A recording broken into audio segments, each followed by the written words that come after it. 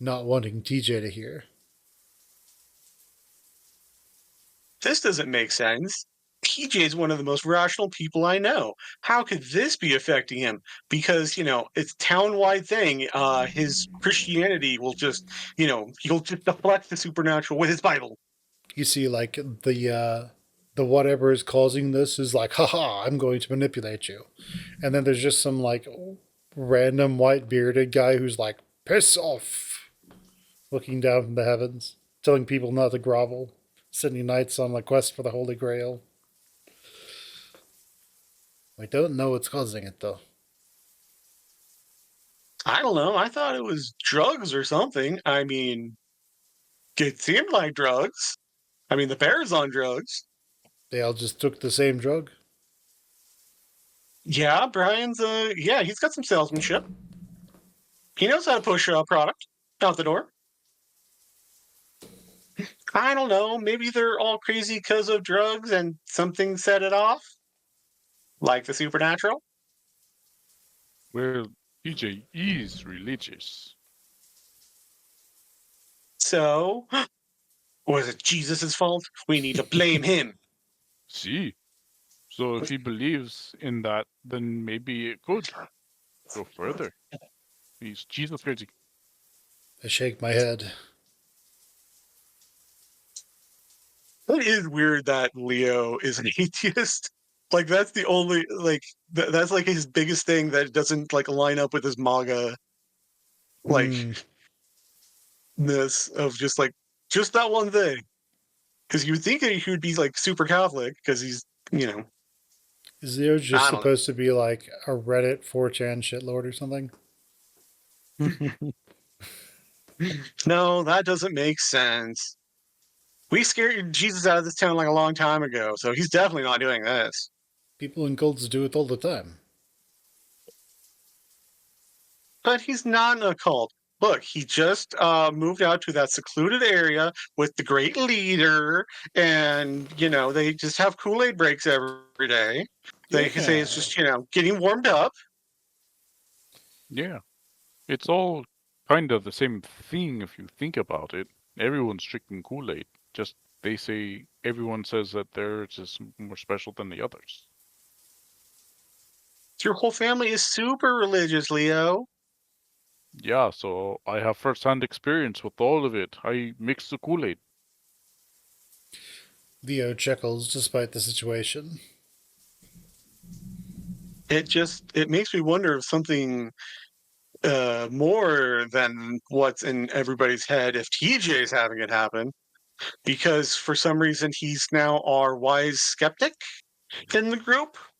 How we clearly built that up and properly, laid that information TJ is just down. our crazy dowsing rod. Mystic TJ. Yeah. Gudu taps his chin from the chair he's sitting in. What if. What was it Duke was saying about his grandpa? Something about a curse? Leo waves his hand like he's swatting away a fly. Oh, chicas. Doesn't make sense. Yeah, Gudu that Clifford shrugs. Tibbets, he's just like, oh, not gender, non-binary. Blah. I, Leo, do not like that. Gudu shrugs. I'm starting to wonder, maybe my gender should not be binary. Would you like that, Leo? Huh? Would you? I fold my arms and look towards the bathroom where steam is wafting from TJ's shower. Well, stop wandering. I don't want you ending up like them. Okay, that worked out too well from my side. I frown and glance back at the bathroom before lowering my voice. Like EJ, We you want can me to be a have it. little twinky little link? Hmm. Leo sighs. No, what probably freaked him out. Some. He did say he was seeing things. Leo suddenly stands up from his sitting position on the bed. You know what? We should probably stop talking about this. We're leaving once he's done, anyway. As if on cue, the water shuts off and an automatic dryer starts up. Right after that, TJ's meek voice pipes up from the inside of the bathroom. You guys still there? Or did you dip? Did you guys abandon me? I now have abandonment issues. I call back gently, cheerfully. We're here, TJ. We had no gas, so we can't ditch you that quickly. Leo sighs and moves to the window to look outside, pulling back the curtain just a bit. You think the others are out there right now? Because, if they're not in this one room, they would have to be out there. That's how rooms work. Your friends? Yeah, Jenna, Carl, Flynn, I guess. I don't know why I hesitated with Flynn's name. Leo silently stares out the window a while longer, the yellow light of the street light falling across his face momentarily. He lets it drop back It into wasn't place. yellow a minute ago, but, Kudzu got wild. The raccoon's gone wild. With his busy, he got it all the way up on the streetlight. Well, with any luck, they got the hell out of here when they started. Like I said, if they did, they would have brought someone back. Really, if anyone got out, then they would have. Leo doesn't say anything, electing to lift the gun that he had clutched in his hand, this entire time to examine it. Does that mean no one's got out of here? There's Is this like the Haunted Mansion? There are no doors? There are no windows? There's a momentary silence. Hello? I'm doing my ditching check again. Did you guys ditch me now? We're still here, TJ. We're working on ditching you, but, you keep checking. Kudzu shifts in the chair. Well, a lot of us have relations outside of the town.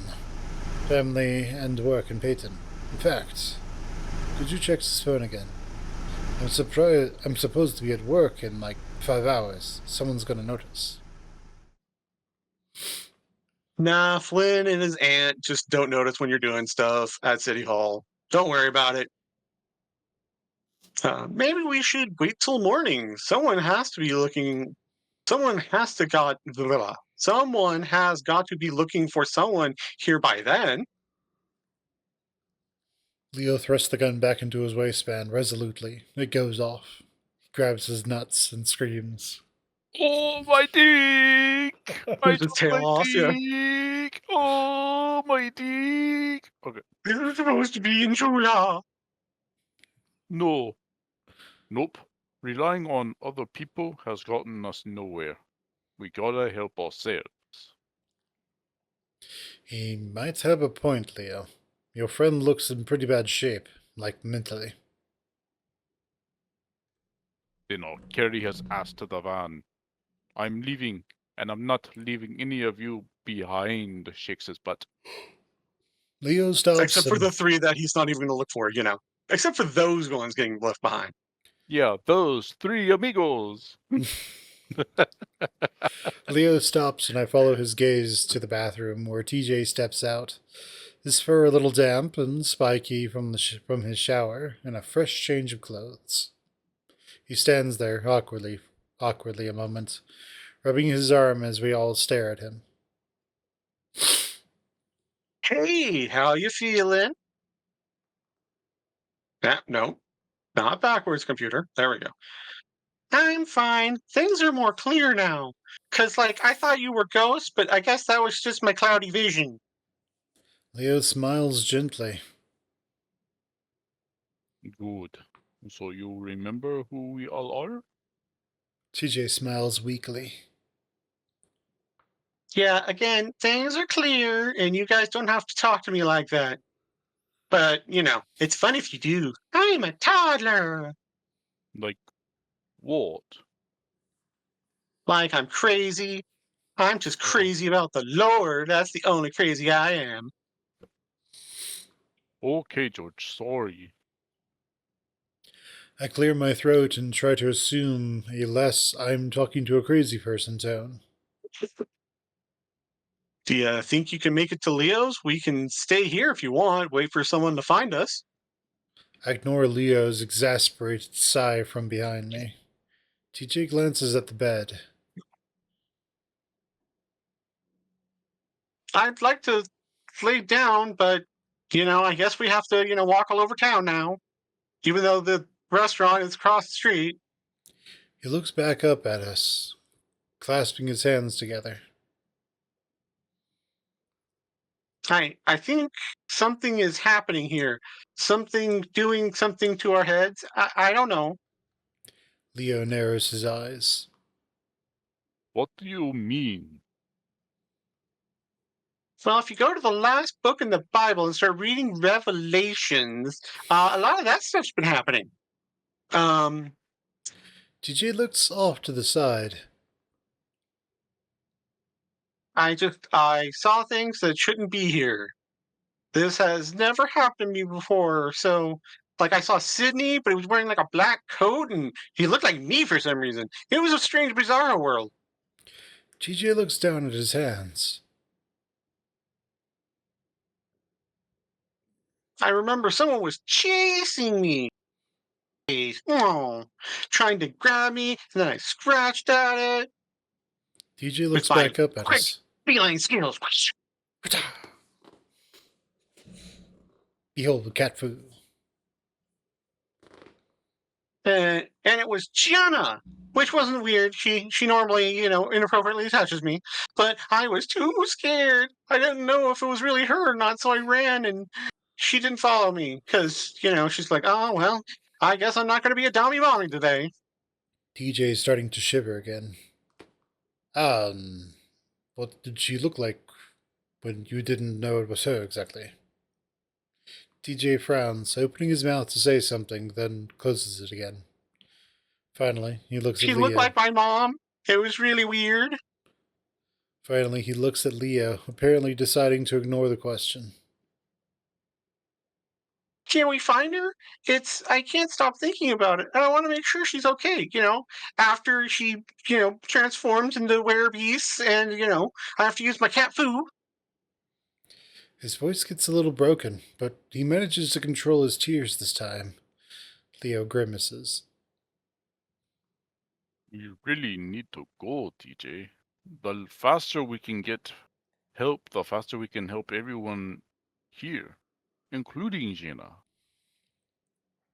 The corners of TJ's mouth tug down in a frown, but he doesn't say anything. But if we see her on the way, of course, we'll bring her with us, okay? TJ's still looking like he's trying not to cry, but nods quickly. Yeah, Leo's Leo, just going to bring his fishing pole out. And just like if if Jen gets on the line, then she can come. Yeah, he's gonna go friend fishing from the van. He's gonna go trawling.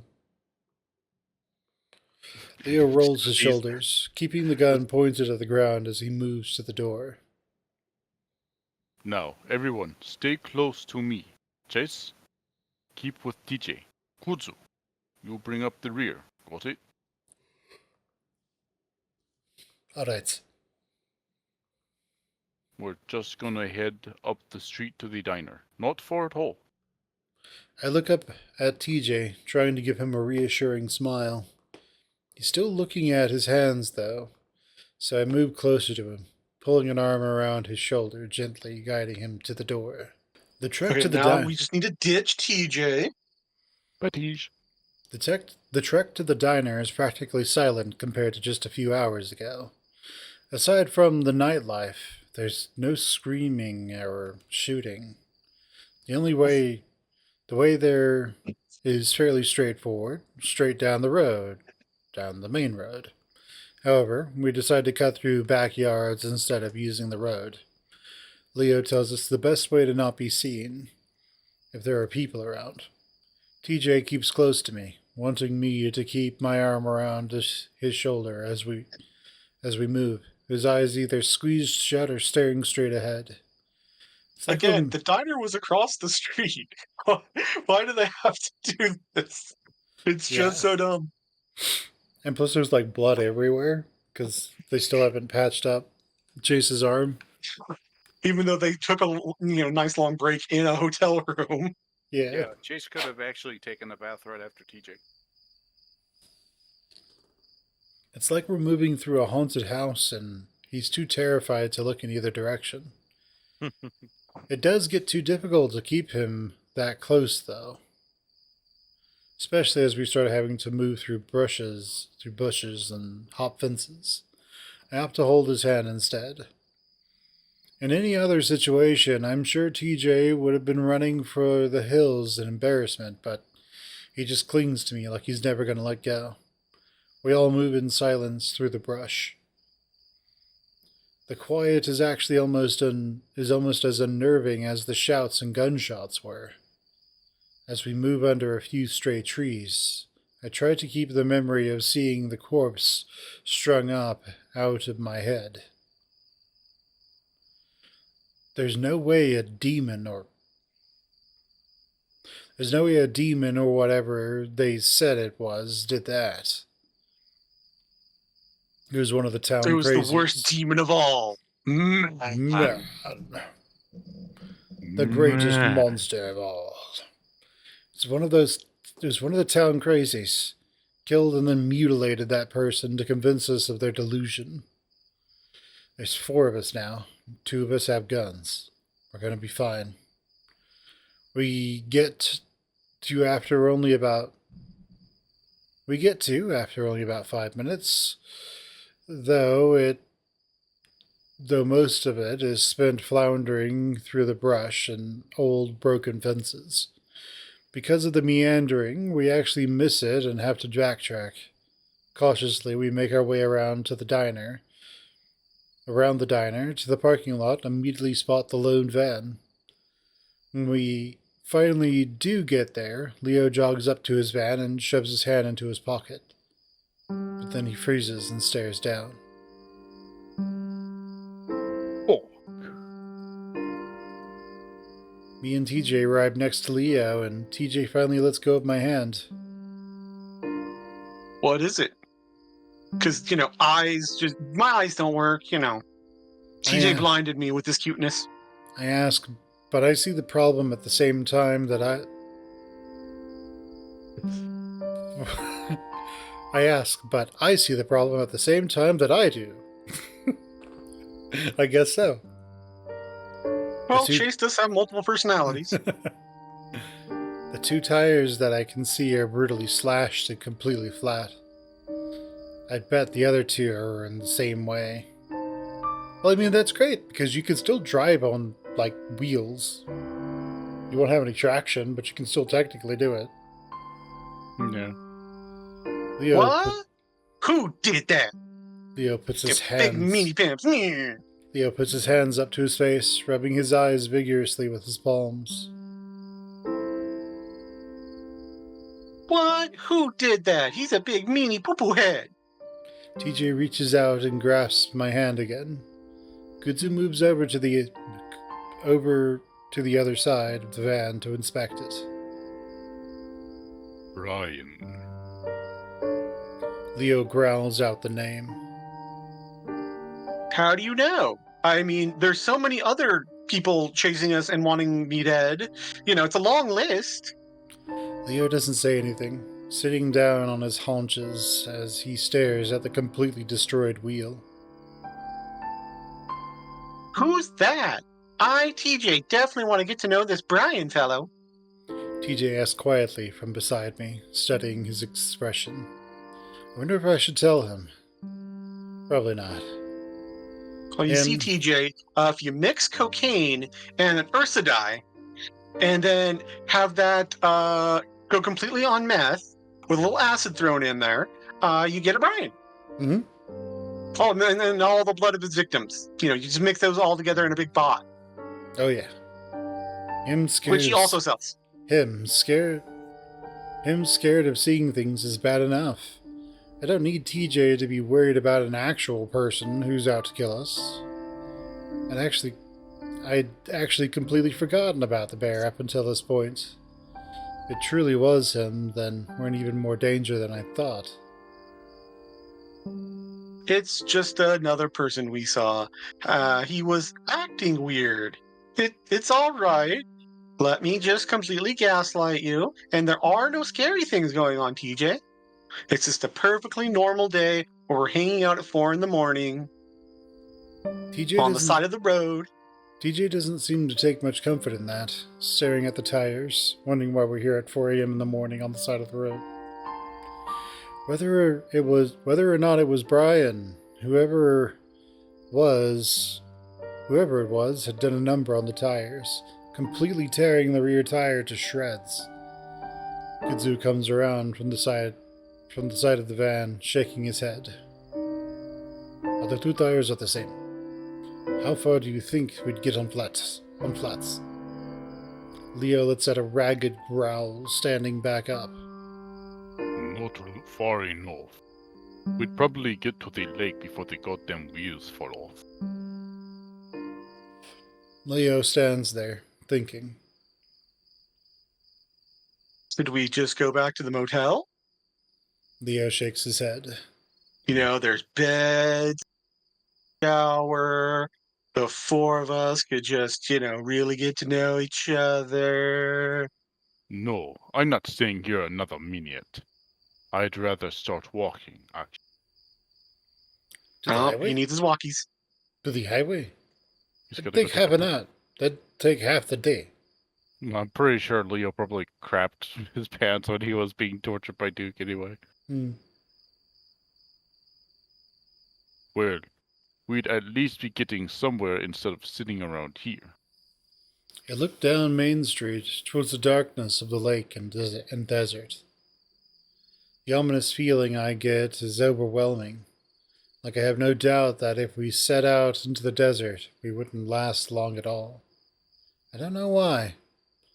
I shudder violently, and TJ glances at me. He squeezes my hand, and I find it funny how quickly the role of the one doing the reassuring has flipped. I think we should go back to the motel. Leo finally looks back at me, and I see his expression soften.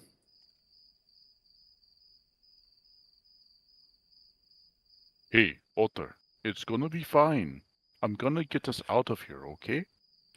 I noticed the same tone he used with TJ earlier. He sets his hands down on my shoulders, but I honestly don't feel very reassured. TJ pipes up from next to me. Carl's house has some cars. He's got like Hot Wheels and like a Tonka truck, all the cool toys.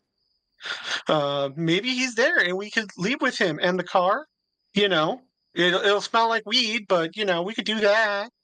Leo I looks could out. probably use some weed. Leo looks out towards the hilltop where Carl's house is at. We can't see it since all the lights are apparently off. Maybe. If he's not there, we could just break in. We did it once this week already. Yeah, I see TJ blanched next to me. Even now, he's battling his moral values versus our need to survive.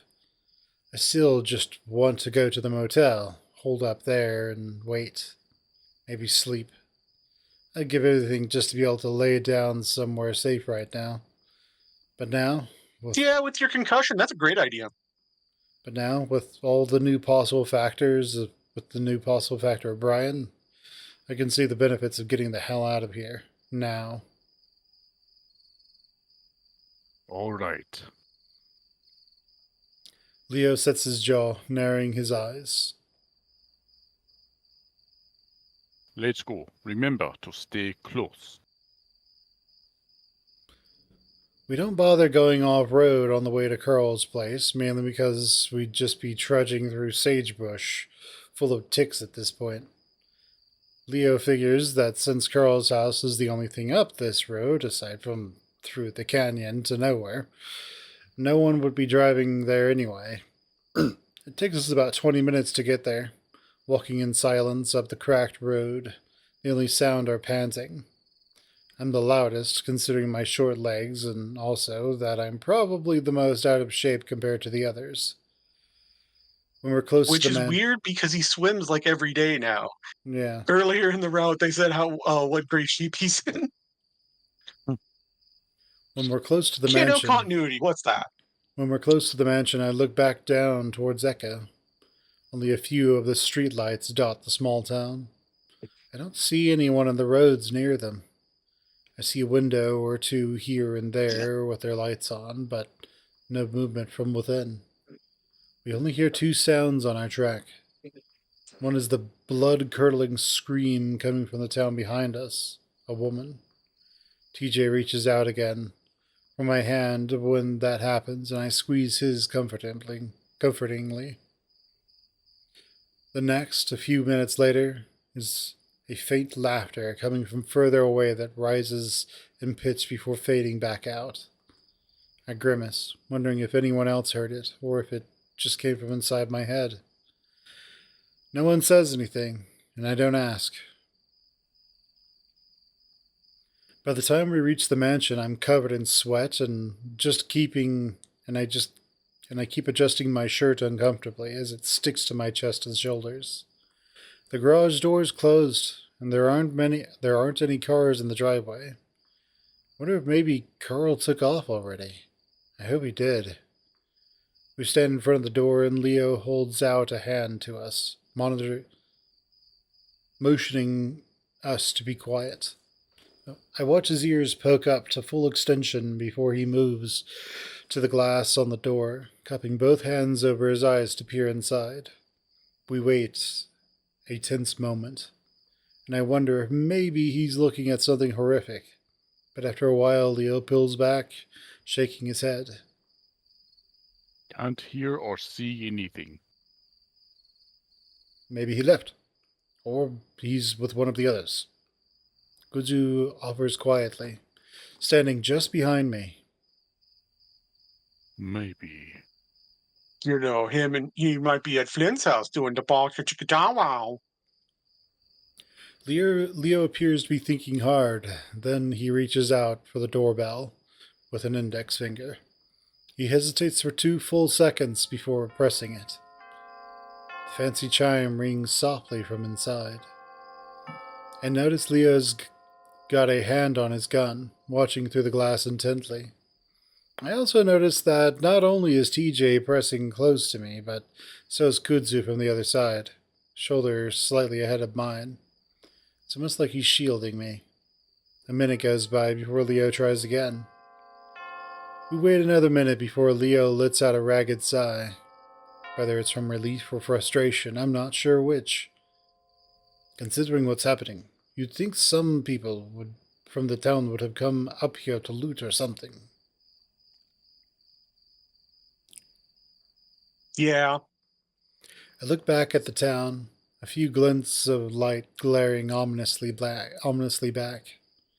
I'm able to suppress my shiver this time. I turn back just in time to see Leo try the door, and to my amazement, it opens. Leo seems surprised too, and lets go of the door, slowly swing open. We all stare into the blackness beyond, a few lights from the TV glowing in the darkness.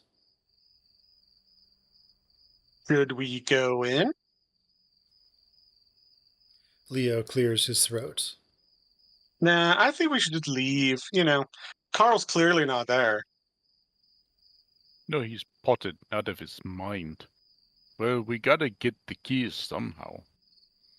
Leo steps inside slowly, hand reaching along the wall to find a light switch. It's like Leo's like a mechanic, but at the same time, he doesn't know how to like hotwire a car. He finds it, though the light Oh, only didn't illuminates... teach me that yet. It's not part of the certification. Yeah. He finds it, though the light only illuminates the foyer. The housing going from goddamn dark to slightly less goddamn dark. It's just Carl's kitchen, though. Nothing seems to be out of place as far as I can see. I start to step forward too, but I feel TJ hesitate on my hand. I look back at him. Yeah, I'm good. I'm just a scaredy cat. Ba-boom. He's It's probably starting. safer inside anyway, right? I mean, Brian can only like burst through like 3 walls. So this having a fourth wall will keep us safe. He's staring into Carl's house, his eyes wide.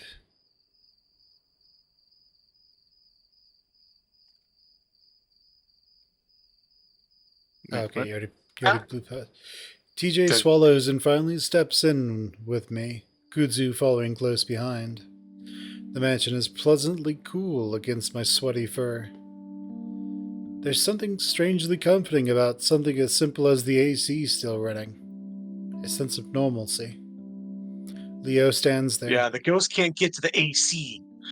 Leo stands AC there. is just immune to ghost powers. That's a well-known fact. Oh, yeah. Looking around intently before moving to the cupboards. He starts opening drawers, searching the counter, looking for keys.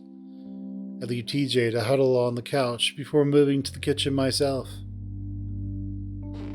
Hey, can we look for Carl too? Because he is my best friend, even though I have not talked to him in 4 days. Actually, longer because we didn't see him at the party. Leo pushes closed a drawer full of silverware. Yeah, give me a sec. I Because sigh. car keys often go next to the spoons. Oh, yeah. Is that not where you guys keep your car keys? You don't keep yours next to your I actually cutlery? keep it in the silverware drawer. Like, sometimes I eat with my keys. Yeah, me too. Well, it just helps you to remind you to get them washed. That's right. I usually wash them while I'm eating. I wash them with my spit. It'll be fine. It'll be faster if I look for him while you're looking for the keys Leo with your wolf powers. Can you smell the keys? Come on, boy.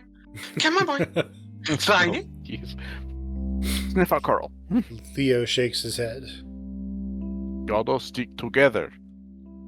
I suppress another sigh and move back to the living room. Somehow, TJ's already managed to fall into a doze, curled up in a small ball on the couch. It's probably exhausted, poor kitty. How are you doing? I look over at Kudzu, who's got his arms folded, watching me closely. I'm doing okay. Just kind of tense. We're stumbling our way through a giant dark house that has ghosts in it, but I'm okay. Kudzu gives one of his rare smiles at that. No kidding? Yeah. I glance over at Leo, who's starting to rifle through some drawers full of what looks like opened letters. What's up? I look back at Kudzu.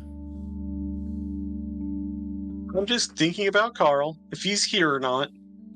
Because he has so many other places to be with his no car. Ah. I glance back at Leo.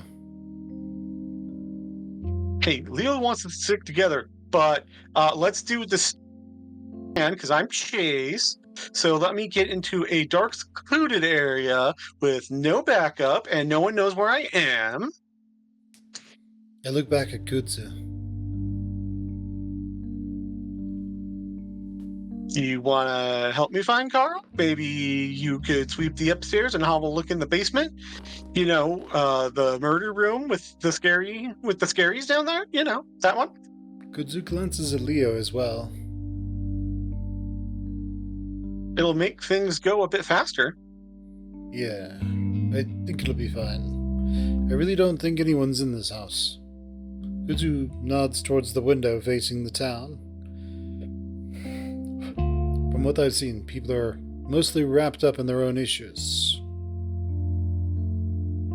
Yeah, I don't think anyone's interested in looting here, other than the other routes where they try to break into the house stuff. But not this route, I guess. Well, alright. I'll take a quick look upstairs. I smile. Cool, I'll take a quick look downstairs. Oh, and keep a lookout for keys, too. And with that, we both move to the staircase.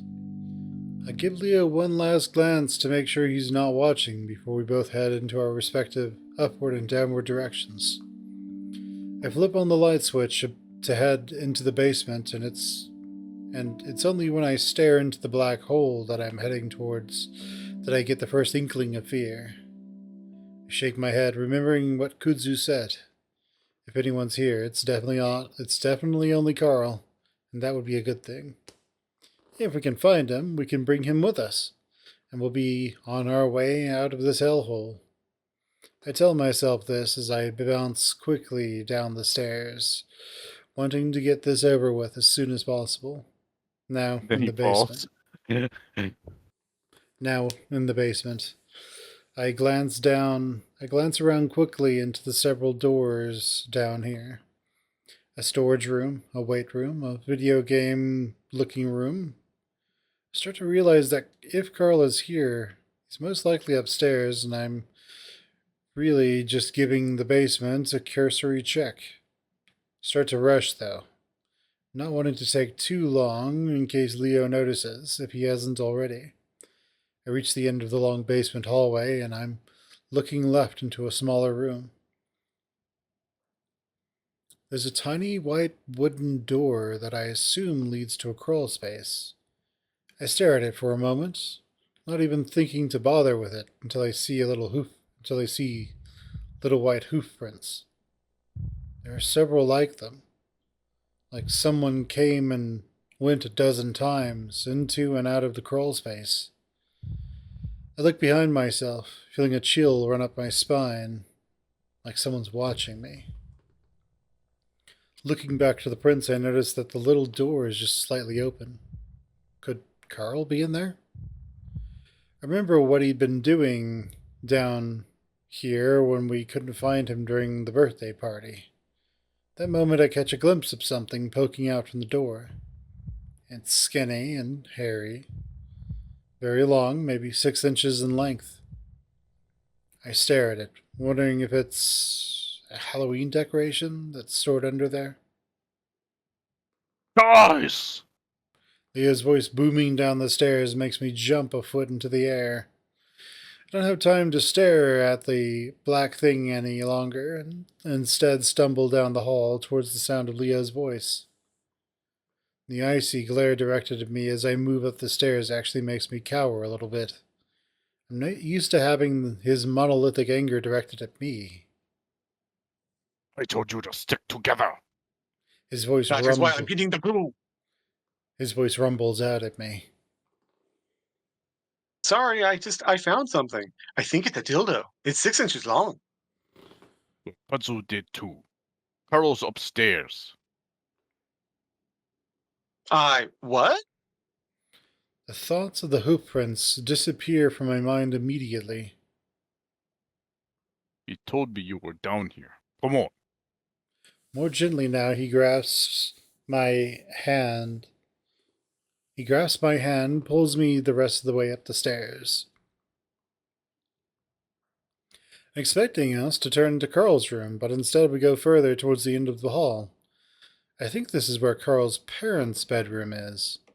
Carl's lying on the bed, looking over at TJ, who's in the middle of talking to him from the side.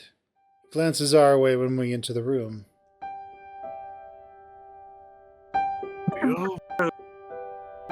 Wait, who's doing Carl? Was it me? I am. Oh, okay. Go for it. Leo, jeez. He squints at us, like he's having trouble focusing. I smile and sigh with relief. Carl. I move to the side of the bed next to TJ, and that's when I see the ram is covered in a white-looking chalk substance. It reminds me of the prints downstairs.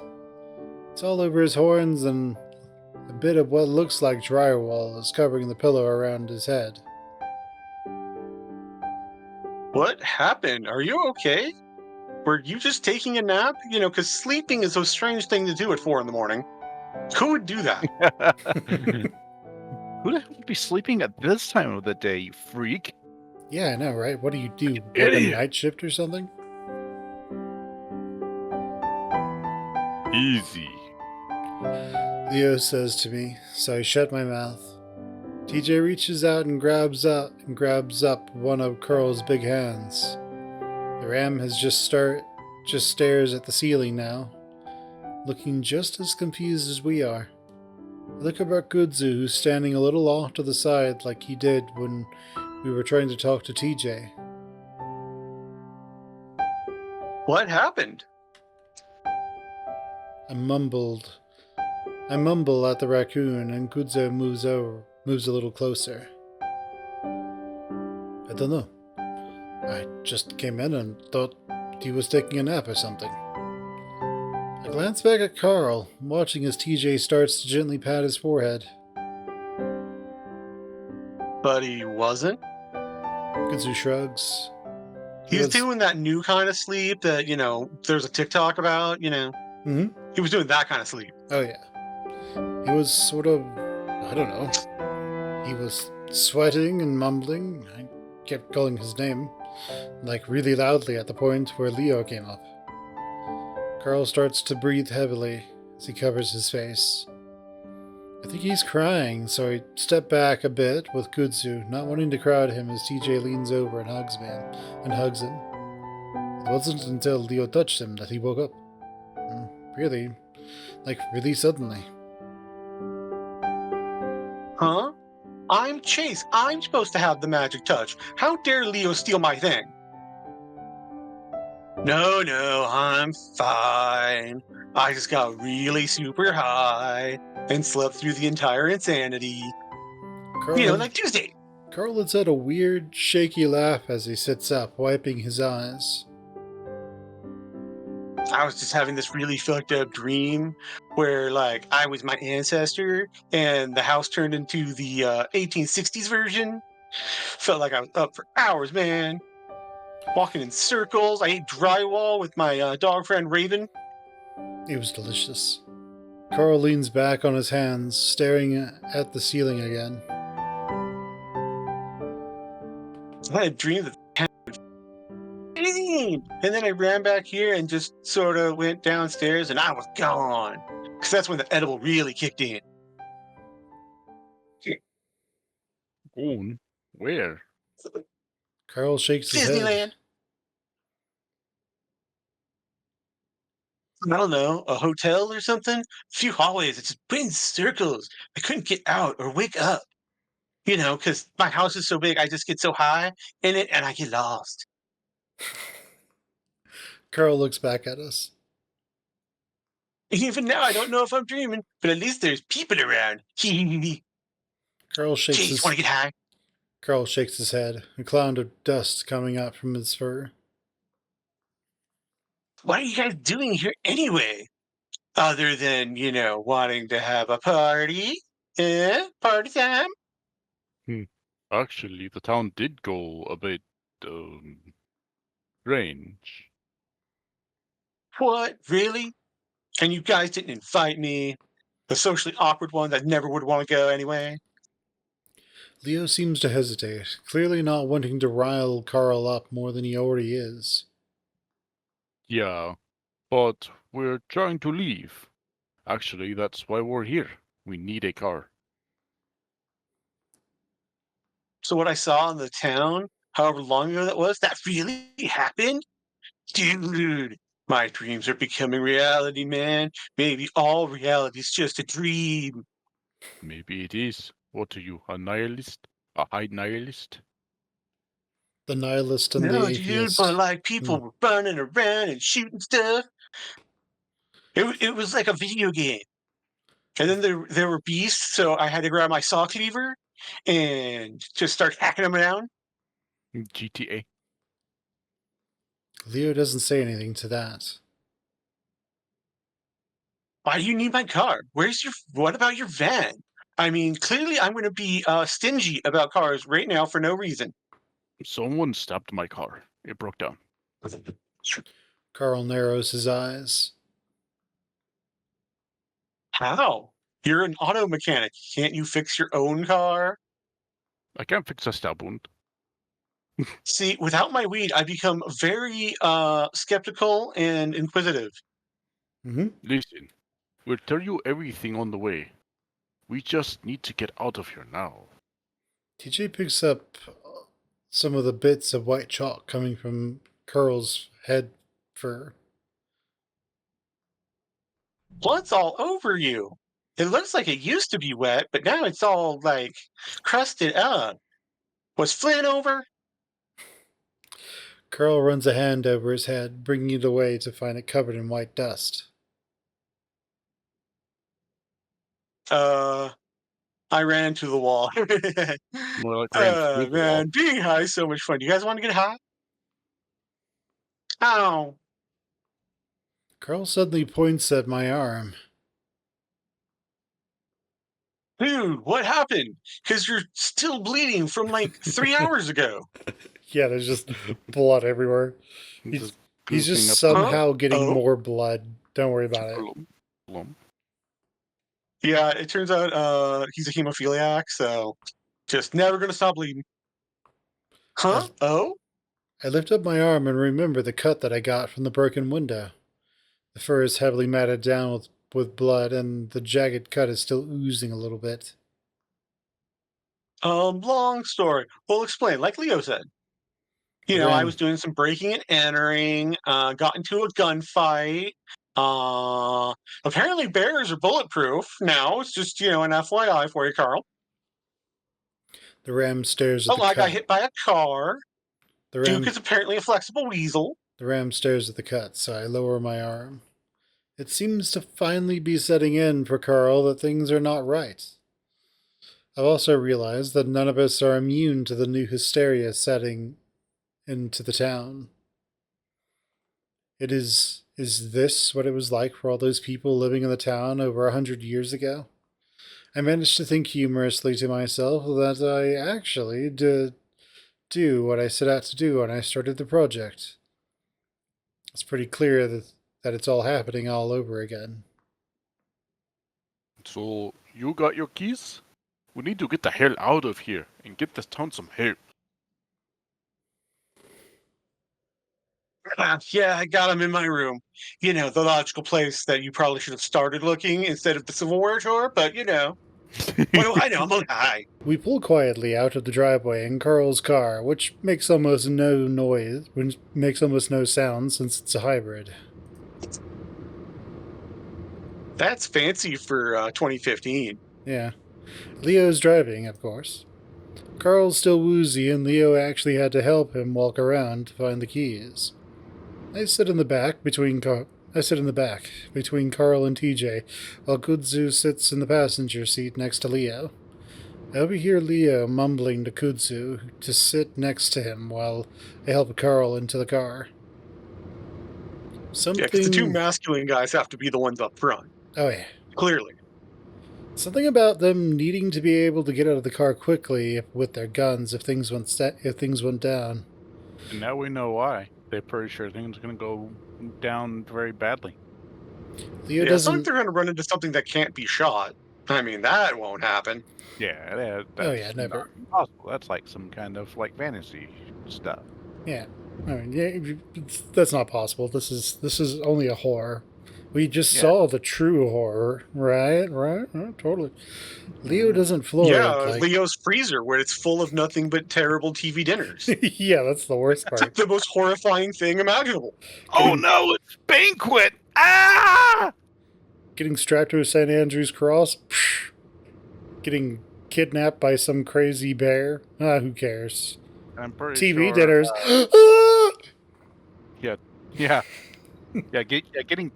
getting kidnapped by a crazy evil bear.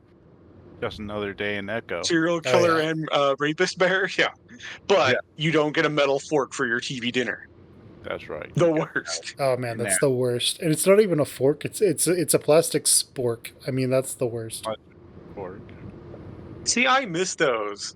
Like, I would always get them at Taco Bell, and like they would be so handy. But no, they just decided no, it's either fork or spoon. No in betweensies. Leo doesn't floor it like I expect him to, but we move down the bench of the mountain and through the town speedily enough. I see TJ look out of his window intently, and I can only imagine it to see if he can spot Jenna maybe even Flynn. Dude, like, I don't feel good. Carl mumbles next to me, both hands on his stomach, twisting at the fabric of his hoodie. Just puke on the floor if you have to. I don't think Leo's gonna stop. Or, since we established that he had a window seat, just roll down the window, but that's too much thinking. Yeah, he could just do that. It's like he's not in the middle. Not like he's in the middle. But, like, his Which he horn could get probably caught should on have been something. so that they could both hug him, yeah. I mean, just imagine, like, a tree branch got stuck on his horn or something. Carl's there 1 second, the next second his head is behind the car somewhere. If he does end up throwing up, spoilers, he does, and he's in the middle, he could just vomit right in the middle and just like it would just roll over onto both sides into like the footwells for everyone, so they don't have to just splashing around. No, he just needs to vomit all over the floor. Especially because they don't have shoes in this universe. Yeah. Oh, that's true. They'd be all over their feet. He needs to vomit on the ground, in the back and the front, and then when the car flips, I don't know if it does, the vomit just goes everywhere inside of it. Everything is just plastered in puke. I think he just needs a projectile vomit onto the windshield, just past Leo and Kudzu. He just needs Just to make exorcist. sure they crash. He just needs to exorcist over everyone. And the funny thing is, like, as soon as the vomit hits the windshield on the inside, Leo turns on the windshield wipers, expecting it to work. Carl was possessed that night, so him doing the full exorcist move wouldn't be out of line. Yeah, there you go. Carl leans over and puts his head between his knees, groaning. That gets TJ's attention, and he starts rubbing the ram's back slowly. That worked in Pokemon, so I don't see why it wouldn't work here. Yeah, right, Remember TJ? The U.S. St. Anne, I think it was. The captain's all seasick. You rub his back. Ding, ding, ding, ding, ding. I mean, it worked really great. I mean, TJ's just using what he learned in the Bible. Some guy was, like, sick, and then Jesus walked over and rubbed his back, and the guy was suddenly cured of all ailments, right? Yeah, and Carl's leprosy just cleared up right now, too. So, exactly. Yeah, and then I forget which one of them spit in the sand, spit in the dirt, and then rubbed the mud in someone's eye, but it made the blind man see again. Yeah, Good thing there's like nothing in me. So what the hell is going on? Where's Jenna? I'm not going to ask about my secret boyfriend Flynn, because we're secret. TJ frowns. We don't know. I mean, we could look for them, but Leo's just gone crazy. Not crazy. What? My mom had me tested. Yeah, but that was just to see if you were neurodivergent. Oh, fuck, you're right. What happened then? I take a deep breath, trying to figure out how to explain. Well, we're not sure what's going on everywhere. But Saturday night, when I was at the diner with Leo, confronting him about him keeping me from all of you, just so everyone knows. Oh, right, he wouldn't say that, because that would actually be a smart thing to do. I go through my story as quickly as I can, explaining to Carl what's been going on. The rest of the car is quiet, so I get anxious when I get to the part about Brian and skip over it as much as I can. I only mention that he held me there for a day. By the time I finish, we're already passing the lake. Huh? So is it like Sunday already? Sunday morning? Because I have to go to church, y'all. Yeah, I guess so. So I was out like sleeping at night? That's not me. I don't say anything in response. What happened to you, Tej? Are you okay? Carl turns his gaze. Again, without my weed, I get very inquisitive. Carl turns his I am Detective Carl. Carl turns his gaze onto TJ, who just nods. Yeah, I was seeing things too. Invisible things chasing me. Sometimes they turn into Jana. But don't try to think about, the psychology of that. But I'm okay now, though. TJ actually does seem pretty stable now after everything that's happened. Maybe taking care of Carl is taking his mind off of whatever happened to him. Either way, he doesn't expand on what he saw. Yeah, Carl, it's just a rotating cycle of whoever's the sickest or most vulnerable, then, heals everyone else. Like a lightning rod of just, bad feelings. So right now, Carl's got it. Carl shivers and puts his head back down while TJ continues to rub his back. After a few minutes of silence go by, before Carl speaks up again. That kind of feels nice. Reminds me of my mom. TJ, you're now my mom. Put on a dress. Maternal TJ. I mean, TJ would probably just do it and be like, okay, fine. If it helps you, Carl. Yeah, actually, my mom did it too. Thought it might help. Because, basic touch is just such a foreign concept that we have to be specially trained in it in sports medicine. I mean, I assume that like TJ was probably sent to like some sort of like what are those torture camps called where they send where like horrific Conversion camps. yeah, like horrific parents who are just vile and Oh, yeah. should not be parents and their kids, conversion camps. Yeah. Oh, yeah. It's like Yeah, good God. it's just like, I'm gonna pay someone to torture my children. Good job, you just screwed up your kid for the rest of their life. Because that'll make them straight. Well, yeah, they made a movie a while ago called "But I'm a Cheerleader," where it was all about one of those camps. There was a guy that I knew in an area where I lived previously. He was a very thin guy. He was part of our group that I was part of, and he had been sent to one of those camps as a youth, and so he was almost 30 now, and the guy who sort of led the group, I guess, that I was part of, I remember him telling us when that guy had come to where I lived, and basically he was just like, that guy as he is not going to last for like, that guy's not going to reach old age, basically, is what his description was, unless something changed. So they sort of like took him in and brought him out of his shell where he could actually touch people again and like be a person.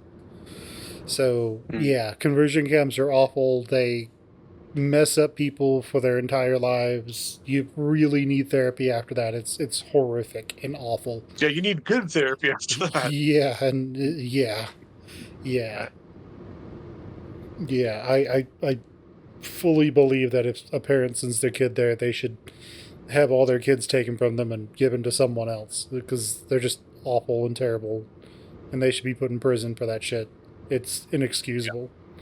They should be put in prison and then. And sadly, it's probably going to be on the rise. Yeah, probably. And the current, the way things are going. Oh yeah. With our current, with how things are going now, yeah, I highly expect horrible things to happen. All right, Carl, are you ready? I love you, just so you know. Oh, you guys, I'm glad I'm not in that place anymore. I may not have weed, but I'll still talk like a stoner. TJ, just avert your eyes, and we're gonna have like a four-way real quick, because I love you guys. While Leo's driving. Sober sex.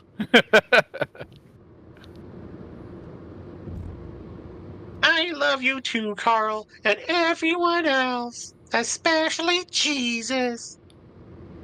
It's a Christmas echo miracle. You too, Raccoon Man. Thanks. Yeah.